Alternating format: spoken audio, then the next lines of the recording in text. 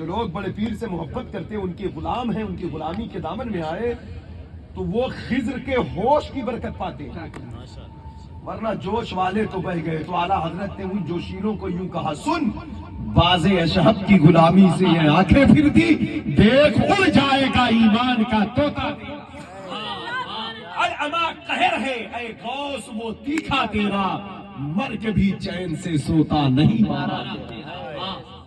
بڑے پیر ہیں، بڑے پیر دستگیر ہیں، مر کے بھی چین سے سوتا نہیں مارا۔ غوث اعظم ہے، غوث اعظم حضرات گرامی۔ تو یہ غوث پاک کی محفل کی شان ہوا کرتی تھی، غوث اعظم کی محفل کی یہ شان ہوا، 70 لوگ کی روح پرواز کر جاتی تھی۔ اللہ اللہ اللہ، محفل اتنا خوف کا غلبہ ہو جاتا، عشق میں، وارفتگی میں، خوف میں، خشیت میں 70 جنازے ہوتے تھے غوث پاک کی محفل۔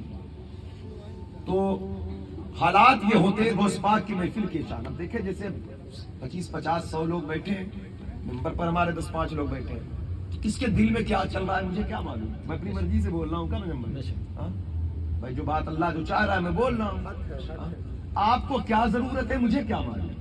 لیکن غوث پاک سرکار 70,000 چہرے دیکھتے، اللہ اللہ، حالانکہ ہم 10 چہرے نہیں دیکھ سکتے ایک ساتھ۔ 100 لوگ کے بھیڑ میں کوئی آدمی بیٹھا ہو اور 2 دن بعد ملے کہ حضرت میں محفل میں تھا، آپ نے دیکھا تھا مجھے؟ نہیں یار میں کیسے دیکھوں گا؟ اتفاق ہے کس کو آدمی پہچان دیکھ لیا تو نہیں۔ 70,000 لوگ ہیں۔ کہاں سے آتے تھے لوگ؟ شام سے، یمن سے، بصرہ سے، عراق سے، بغداد سے، مکہ سے، مدینہ سے، عرب سے، عجم سے لوگ سفر کر کے آتے تھے غوث پاک کی تقریر سننے کے لیے، نسبت حاصل کرنے، اور خود نہیں آتے، نبیوں کی بشارت پر آتے۔ موسیٰ علیہ السلام کہیں یہودیوں کو بشارت دے رہے، عیسیٰ علیہ السلام کہیں عیسائیوں کو بشارت۔ پوچھا گیا کہاں سے آ رہے ہو؟ کہا عرب کے عیسائی ہیں۔ کیسے آنا ہوا؟ کہا عیسیٰ علیہ السلام خواب میں آئے، کہا جاؤ اسلام قبول کرو۔ اسلام قبول کرنے کے جستجو میں چل پڑے، چل کے کلمہ پڑھیں گے کیونکہ عیسیٰ پیغمبر کا حکم ہے، مدینے والے کا کلمہ پڑھیں۔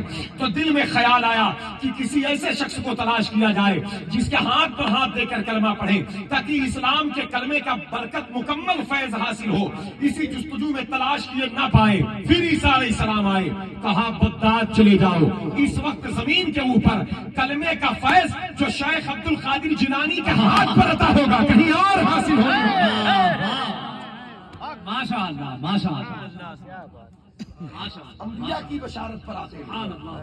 اب بتائیں دیگر ملک کے لوگ جب آتے تو زبان بھی ان کی مختلف ہوتی ہے، انداز بھی، طور طریقے بھی، کلچر بدل جاتے ہیں نا بھائی، ضلع بدلتا ہے تو کلچر بدل جاتا ہے،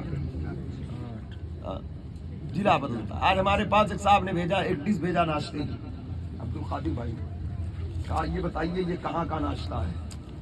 میں نے کہا کئی لوگ تھے تو میں نے کہا یہ بنگال کے علاقے کا ناشتہ ہے۔ کہا صحیح کہا، مطلب سسٹم ہوتا ہے نا، مطلب جو طریقے ہوتے ہیں سسٹم، تو کہا یہ بنگال کے علاقے کا، میں نے تو انہوں نے کہا صحیح ہے۔